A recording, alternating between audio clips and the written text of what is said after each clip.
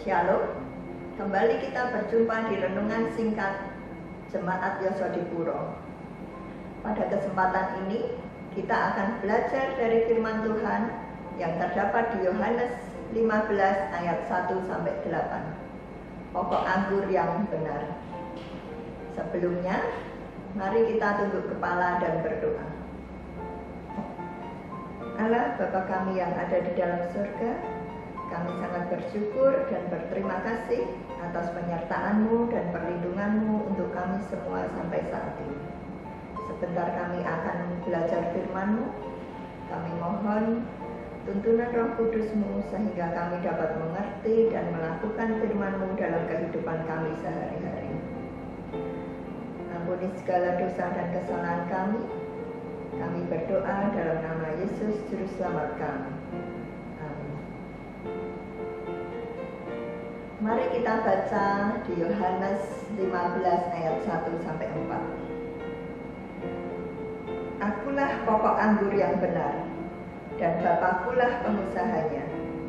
Setiap ranting padaku yang tidak berbuah, dipotongnya, dan setiap ranting yang berbuah dibersihkannya, supaya ia lebih banyak berbuah. Kamu memang sudah bersih karena firman yang telah Kukatakan kepadamu. Tinggallah di dalam Aku, dan Aku di dalam kamu. Sama seperti ranting tidak dapat berbuah dari dirinya sendiri kalau ia tidak tinggal pada pokok anggur. Demikian juga kamu tidak berbuah jikalau kamu tidak tinggal di dalam Aku. Yesus mengundang kita untuk tinggal di dalam Dia, dan Dia tinggal di dalam kita. Bagaimana kita bisa tinggal di dalam Yesus? Kita bisa tinggal di dalam Yesus kalau kita percaya, kalau kita mengasihi dan menuruti firman-firman-Nya.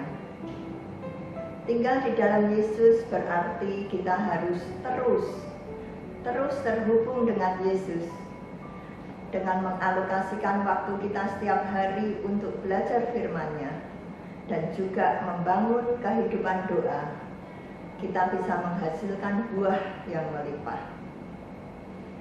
Ranting melekat pada pokok anggur yang adalah sumber dari segalanya. Ini melambangkan ketergantungan kita manusia kepada Tuhan. Ranting yang berbuah akan dibersihkan. Ranting-ranting yang tidak berbuah akan dipangkasnya, supaya yang berbuah bisa berbuah lebih banyak lagi. Pemangkasan pasti akan terasa menyakitkan. Segala sesuatu yang menjadi penghalang harus dibersihkan, seperti kebiasaan buruk, karakter-karakter kita yang bertentangan dengan kehendak Tuhan, dan juga dosa-dosa kita haruslah kita akui dan mohon pengampunan dari Tuhan. Jadi untuk mengalami pertumbuhan rohani yang sehat, kita harus tetap melekat pada pokok anggur yang benar. Dan kita harus rela untuk dibentuk, dibersihkan, dan diproses melalui firman-Nya. Kita teruskan baca ayat 5-8. Akulah pokok anggur dan kamulah ranting-rantingnya. Barang siapa tinggal di dalam Aku dan Aku di dalam Dia, ia berbuah banyak. Sebab di luar Aku, kamu tidak dapat berbuat apa-apa. Barang siapa tidak tinggal di dalam Aku, ia dibuang keluar seperti ranting dan menjadi kering. Kemudian dikumpulkan orang dan dicampakkan ke dalam api lalu dibakar. Jikalau kamu tinggal di dalam Aku dan firman-Ku tinggal di dalam kamu, mintalah apa saja yang kamu kehendaki, dan kamu akan menerimanya. Dalam hal inilah Bapa-Ku dipermuliakan, yaitu jika kamu berbuah banyak, dan dengan demikian kamu adalah murid-murid-Ku.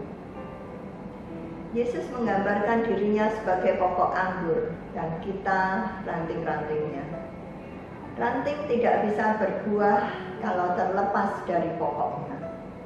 Namun, pokok anggur hanya akan menghasilkan buah melalui ranting-rantingnya, bukan pada pokoknya sendiri. Luar biasa. Yesus memberikan kita kesempatan untuk mengalami berbuah yang berlimpah melalui diri kita yang lemah dan tak berdaya dan yang berdosa ini. Dalam kehidupan kita perlu bersandar kepada Tuhan. Kita tidak dapat berbuat apa-apa di luar Tuhan.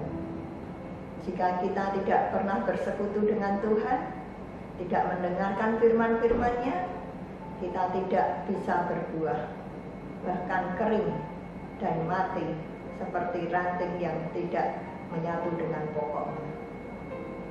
Yesus menginginkan kita untuk menghasilkan buah yang banyak.